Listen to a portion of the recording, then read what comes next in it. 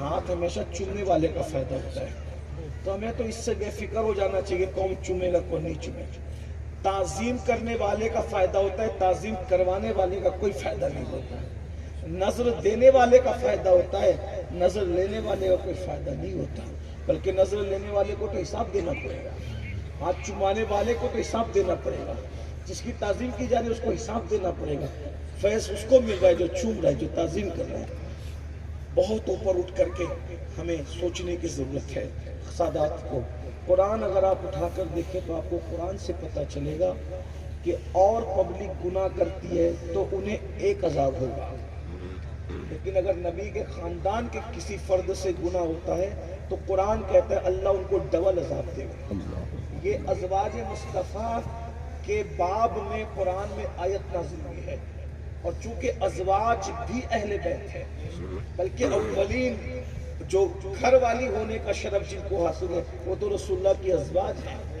تو آپ غور فرمائیں، کیا ہمیں اس بات پہ ڈر نہیں لگ؟ مجھے یہ اس سے کوئی پرابلم نہیں ہے کہ کلپ لوگ کاٹ کر چلائیں گے اور اس پہ کیا وبال کریں گے، میں اس سے بے فکر ہوں۔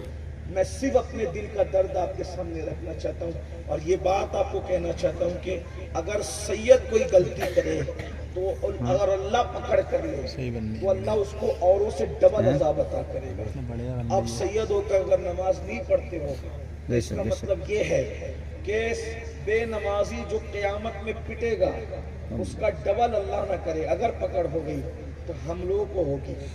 اگر گالی دینے پر کوئی امتی پٹے گا تو اگر ہم نے گالی دے دی تو ہمیں ڈبل پکڑ ہوگی۔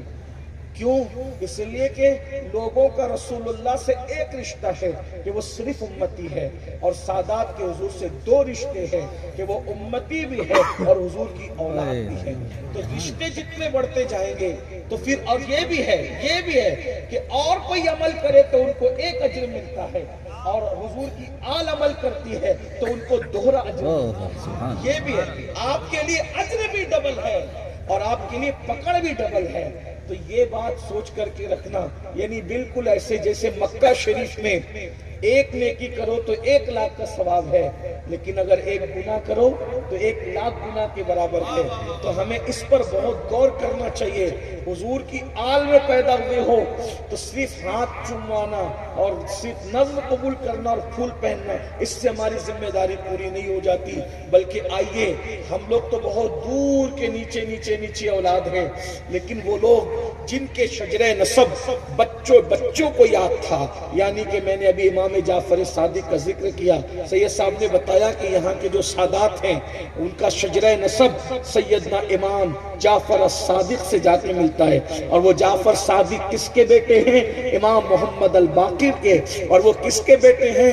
حضرت سیدنا امام الائمہ مظلوم کربلا سید سجاد عابد بیمار حضرت امام زین العابدین کے بیٹے ہیں، اور وہ شہزادے ہیں شہزادہ گلبقبا سیدنا تاجدار کربلا امام حسین علی جدہ علیہ السلام کے، اور امام حسین بیٹے ہیں ہم سب کے مولا مولائے کائنات امام المشارق والمغارب حلال مشکلات والنوائب اخی رسول و زوج البتول سیدنا علی ابن ابی طالب، ان کی وہ امام حسین امام علی کے بیٹے ہیں، اور وہ شوہر سیدہ مخدومہ طیبہ طاہرہ عابدہ زاہدہ راکعہ ساجدہ نقیہ تقیہ زکیہ ام ابیہا عالمہ غیر معلمہ مخدومہ کائنات ملکہ فردوس بری سیدہ فاطمہ الزہرا کے، اور وہ شہزادی ہے سید المعصومین محمد الرسول اللہ۔ یہ شجرہ نسب ہے امام جعفر صادق کا، جس پر ساری امت اتفاق کرتی، 72-73 فرقوں میں کسی کو بھی اختلاف نہیں ہے امام جعفر صادق کے شجرہ نسب پر۔